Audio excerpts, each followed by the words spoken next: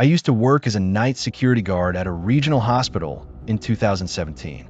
It wasn't one of those huge city hospitals, more like a medium-sized complex with a newer section and an old, half-abandoned wing that had been shut down for years. My shift was from 10 p.m. to 6 a.m., and most nights were quiet. I'd make rounds every couple of hours, check the cameras, log my patrols, and listen to the humming of vending machines and buzzing fluorescent lights. One night in December, it was raining hard. Most staff were in the active section of the hospital, ER, maternity, ICU. The old wing was sealed off, but the security system still had cameras there. Around 2:15 a.m., I noticed something odd on one of the monitors. It showed the hallway of the old wing, a place that hadn't seen a patient in over 5 years. And at the far end of the hallway, I saw what looked like a shadow moving past the door of room 218. At first, I thought it might just be the flickering light, but when I rewound the footage, I could clearly see a figure, not a trick of the light, a person. Protocol said I had to check it out, even though I knew that wing had only one unlocked entrance, and it was right next to the main hall. I radioed the front desk, grabbed my flashlight, and went. The corridors smelled stale, like dust and disinfectant. The floors creaked with each step. My flashlight beam cut through the dark, revealing peeling paint and faded room numbers. I reached room 218, door closed. I pushed it open expecting, I don't know what, but the room was empty except for an old hospital bed with the mattress missing. Then my radio crackled, "Control to Unit 3, are you in the old wing?" "Yeah," I answered. "Because someone just walked past the camera in the main hallway behind you." I froze. The main hallway was the only way in or out. I turned my flashlight toward the exit. The door at the end of the hall was swinging, slowly, like someone had just passed through. I ran to it and burst through, scanning the main corridor. Nothing. Silence. I went back to the monitors later and watched the footage again.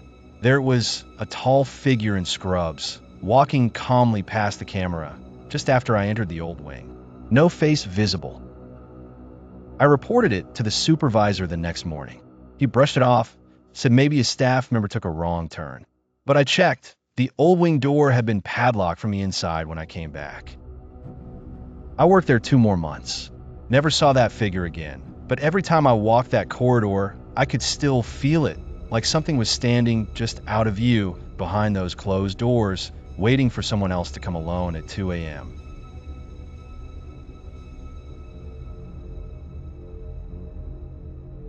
In 2019, I worked the night shift at a 24-hour gas station off a quiet highway in New Mexico.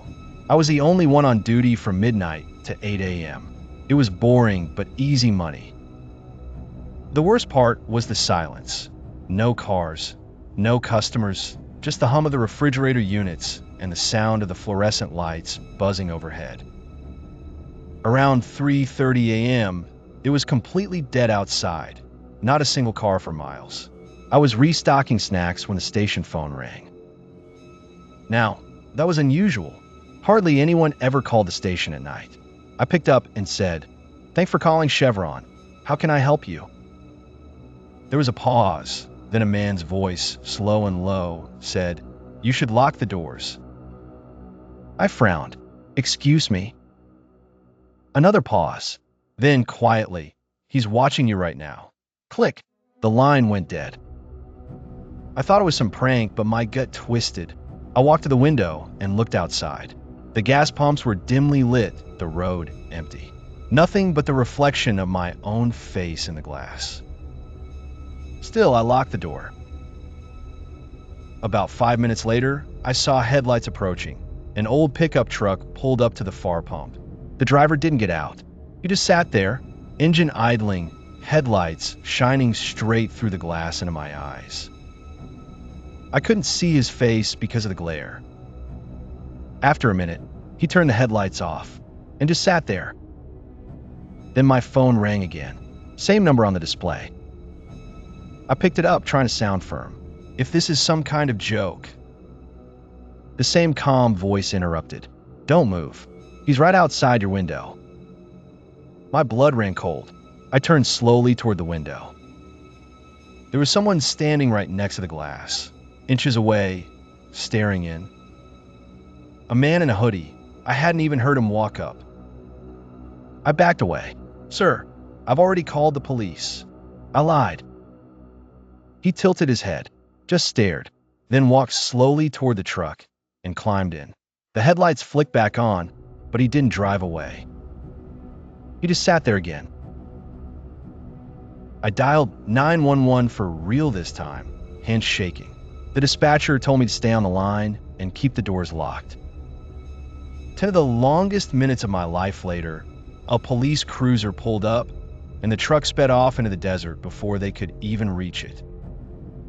When they checked the station's security footage later, they found something else. The man who called me? He had used the station's landline.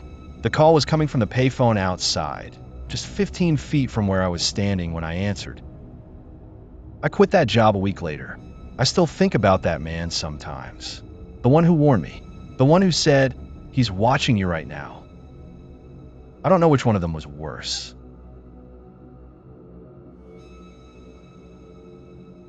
In 2021, I took a night shift job at a shipping warehouse on the edge of town.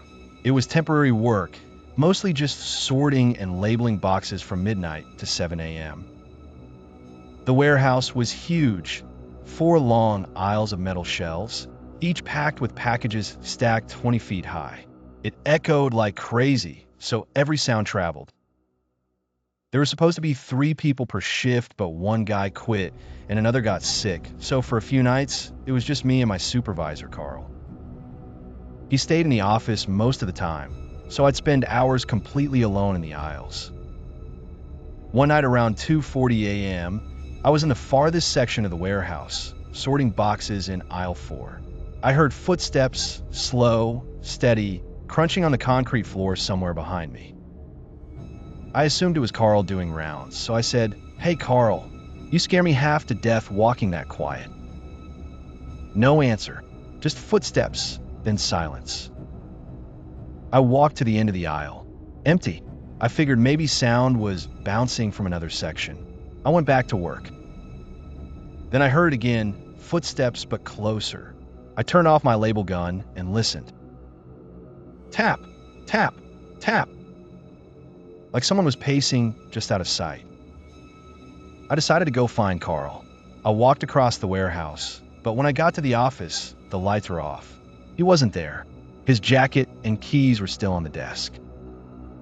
I tried his number, no signal inside the building. I started to feel uneasy, like someone was watching from one of the dark aisles.